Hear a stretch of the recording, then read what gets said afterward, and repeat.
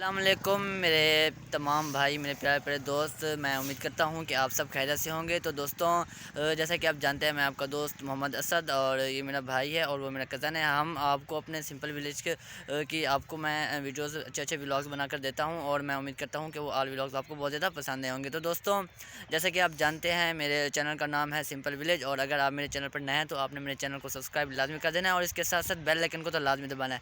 तो दोस्तों, हमारे जो आज के व्लॉग का टॉपिक है, आज मैं आपको सरसों का पौधा दिखाने वाला हूँ कि सरसों का पौधा बेसिकली किस तरह से होता है, किस तरह से पैदा होता है और इस पर किस तरह के फूल वगैरह लगते हैं, इसके एडवांटेजेस क्या हैं, इन डिटेल मैं आपको अपनी इस वीडियो में लाजमी बताऊँगा। उसके लिए लाजमी है कि आपने व्लॉग को एंड तक देखना है, व्लॉग को बिल्कुल भी स्किप नहीं करना दोस्तों।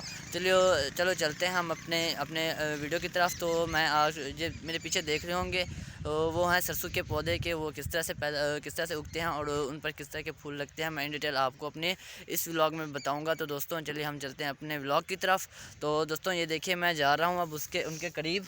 ये देखें, ऐसा ऐसा ये यहाँ से इसका वहाँ पर जाने का रास्ता है, तो मैं यहाँ से जा रहा हूँ। तो दोस्तों, ये देखो मैं आ गया हूँ इनके बहुत ही ज़्यादा करीब। तो दोस्तों, ये है सरसों का पौधा। सरसों का पौधा आप सबने सुना होगा कि ये बहुत ही ज़्यादा इस्तेमाल होने वाला है और इसके बहुत ही ज़्यादा मतलब के फ़ायदे हैं। इसके फ्रूट के आने फ़ायदे होते हैं, इसके जो पत्ते हैं उसके आने फ़ायदे होते हैं। तो दोस्तों, इनके जो पत्ते होते हैं ना, बेसिकली जो सब्ज़ पत्ते हैं, इनको खाने के तौर पर इस्तेमाल करते हैं। हाँ दोस्तों, इनका जो सालन बनता है ना, वो बहुत ही ज़्यादा टेस्टी और मज़ेदार होता है। अगर आपने अभी तक नहीं खाया तो आपने लाजमी खाना है और ये मार्केट में भी अवेलेबल होते हैं, मार्केट में भी ये मिल जाते हैं। तो दोस्तों, अब बारी आती है कि इसके जो फूल हैं वो किस तरह के हैं। तो दोस्तों, ये देखें, इसके ये फूल हैं ना, ये येलो कलर के हैं और ये दूर से ना बहुत ज़्यादा खूबसूरत नज़ारा देते हैं। मैं इनके करीब लेकर जाता हूँ आपको। ये देखें किस तरह के ये फूल है, इस तरह सा। तो ये आजकल ये हमारी बायोलॉजी में इसकी स्टडी भी की जाती है। तो ये है वो फूल। दूर से तो ये बहुत ज़्यादा खूबसूरत लगता है, आप करीब से भी देख सकते हैं इसको। तो दोस्तों, और मैं आपको आगे लेके जाता हूँ कि ये किस तरह से कितना बड़ा है। ये देखें दोस्तों, ये बहुत ही ज़्यादा बड़ा है, मतलब कि इसका ना पूरा बाग बाग जैसे हम बगीचा कहते हैं ना, इस जिस टाइप का वो बगीचा है। तो दोस्तों, अब मैं आपको बताऊंगा कि सरसों के पौधे के जो बीज होते हैं वो किस तरह से पैदा होते हैं। हाँ तो दोस्तों, हमने देखा होगा कि सरसों का पौधा, तो दोस्तों इस तरह से ऐसे सरसों का पौधा नहीं आ जाता। उसके लिए उसका जो बीज होता है, सबसे पहले उसको ज़मीन में बोया जाता है। फिर ज़मीन में बोने के बाद उनको पानी और कुछ जो खाद वगैरह होते हैं ना, वो दिया जाता है। उसके बाद वो बिल्कुल भी रेडी हो जाता है और ऐसा ऐसा जैसे जैसे टाइम होता जाता है तो ये ऐसा ऐसा ग्रो होता जाता है, बड़ा होता जाता है और इस तरह के साइज़ को आ पहुंचता है। और इसके बाद जब ये इस साइज़ पे आता है, तो अब बारी होती है इसके बीज पैदा करने की। तो दोस्तों, ये जो बीज पैदा करता है, ये भी इस पौधे के ऊपर ही होते हैं।